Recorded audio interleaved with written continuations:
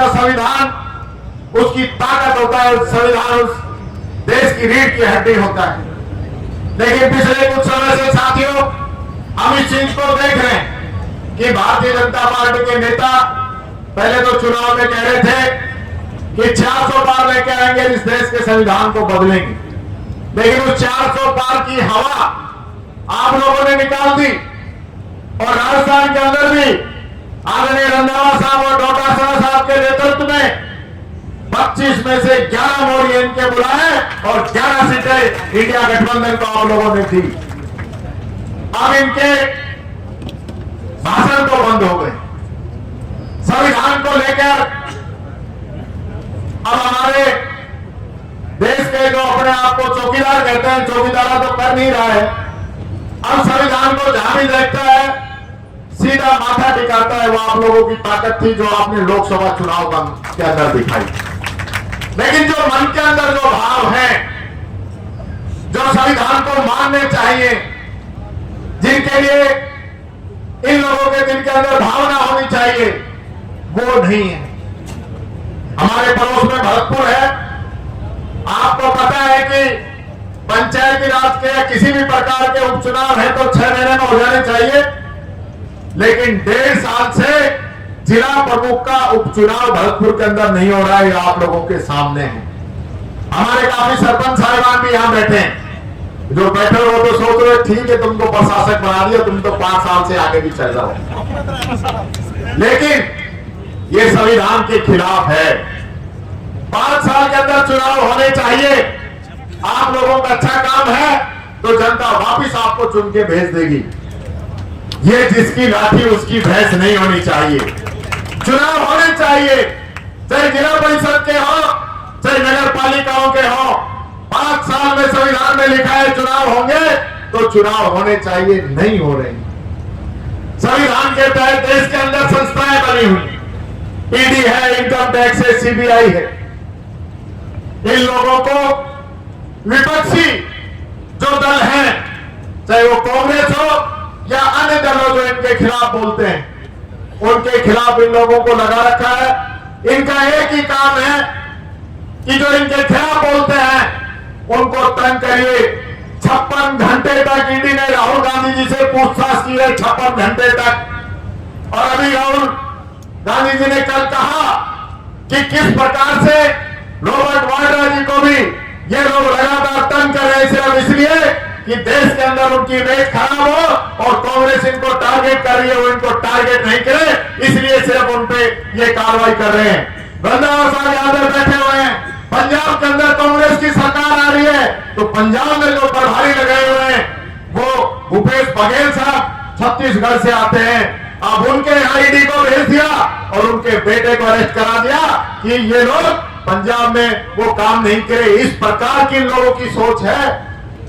आज voter list में क्या कर रहे हैं, महाराष्ट्र में वोटों को क्या किया इन लोगों ने। आज ये लोग सोचते हैं कि जो बिहार के लोग बाहर मजदूरी पे गए हुए हैं, क्योंकि वे गरीब लोग हैं, वो एक कांग्रेस को वोट डालता है, राष्ट्रीय जनता दल को वोट डालता है, तो वो लोग बाहर हैं तो पीछे से उनके वोट कटवा दिए जाएं।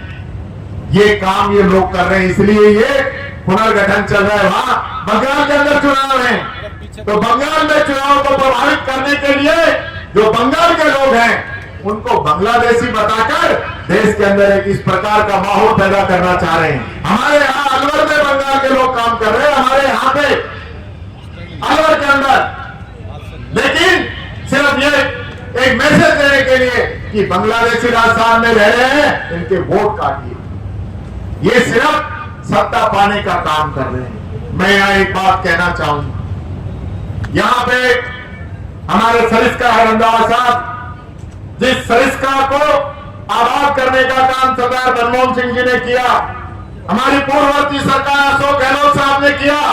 जब सरिस्का के अंदर एक टाइगर नहीं बचा, सारे टाइगर शिकारी मार के खा गए, उसके बाद यहाँ पे टाइगर प्रोजेक्ट शुरू किया गया और जब यहाँ पे 3 टाइगर सरू के अंदर लेके आए, आज वो टाइगर यहाँ पे 48 की संख्या में पहुंच चुके हैं, 48 की संख्या में। लेकिन आज बड़े दुख के साथ मुझे कहना पड़ रहा है कि हमारे अलवर के दोनों मंत्री है, एक भारत सरकार के अंदर मंत्री है और दोनों वन और पर्यावरण के मंत्री हैं। आज इन दोनों के होते हुए टाइगर का जो CTH है, क्रिटिकल टाइगर हैबिटेट, उसको चेंज करने का काम किया जा रहा है। जहां टाइगर रहता है, जिसके लिए भारत की सबसे बड़ी एजेंसी जिसका सर्वे करके गई थी और उन्होंने वो CTH बनाया था, आज उस CTH को करोड़ों रुपए के आरोप खुद जो कभी भारतीय जनता पार्टी के विधायक रहे हैं वो लोग इन पे लगा रहे हैं कि 500 करोड़ रुपए का इसके अंदर भ्रष्टाचार हुआ है। और ये लोग उन माइंस माफियाओं को फायदा देने के लिए जो टाइगर हैबिटेट जो माइंस के पास है उसको शिफ्ट करके और दूसरी जगह कर रहे हैं जहां आम किसान की जमीन है उसको CTH के अंदर कर रहे हैं, क्योंकि किसान उनको पैसा नहीं दे सकता, इसलिए किसान की जमीन पे CTH पैदा कर रहे हैं। और जहां टाइगर रहता है, आज भी जहां 9 टाइगर और 17 टाइगर के बच्चे जिस इलाके के अंदर रहते हैं उसको ये माइंस खोल के ताकि वहां पे फिर माफिया राज करे और इन लोगों की बंदियां चले, ये लोग काम करना चाह रहे हैं। मैं कहना चाहूंगा रंधावा साहब, हम चाहते हैं हमारी समाज को आप लोकसभा के अंदर उठाए, कांग्रेस पार्टी इस बात को उठा रही है, आप भी उठाए। और मैं आपको विश्वास दिलाता हूं, एक एक कांग्रेस का व्यक्ति पूरे जिले के अंदर एक एक गांव एक एक ढाई ढाई के अंदर जाके हम अलग जगाएंगे कि किस प्रकार से भ्रष्टाचार किया जा रहा है। ये आम आदमी नहीं है, ये झोपड़पट्टी के लोग नहीं है कि आज इनकी झोपड़ी यहां से हटा दो और कह दो कि ये झोपड़ी तुम्हारी शिफ्ट कर दी है, आज स्कीम नंबर 2 से आपका पता बदल के स्कीम नंबर 10 कर दिया है। ये नहीं हो सकता। ये टाइगर है, जंगल का राजा है, जहां रहता है वही रहेगा। इंसान की तरह जो ट्रीट कर रहे हैं ये चलने वाला नहीं है। बात मैं कहना चाहूंगा, मैं CC के अंदर गया हूं, आगे भी जाऊंगा, सुप्रीम कोर्ट तक हम ये लड़ाई लड़ेंगे, पूरी कांग्रेस पार्टी लड़ाई लड़ेगी। और जो भ्रष्टाचारी लोग हैं, जो खनन माफियाओं से मिलकर घर को भरने का काम कर रहे हैं, अलवर के लिए जो नहीं सोच रहे हैं, मैं आप एक बात आपसे कहना चाहूंगा।